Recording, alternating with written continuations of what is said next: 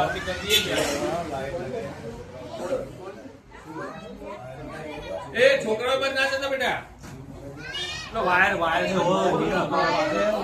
એ આ બાજુ વાયર છે ત્યાં આગળ એ અંકિત બોલાવી લે ટપુડા ઉપરથી વાયર મોડા લઈ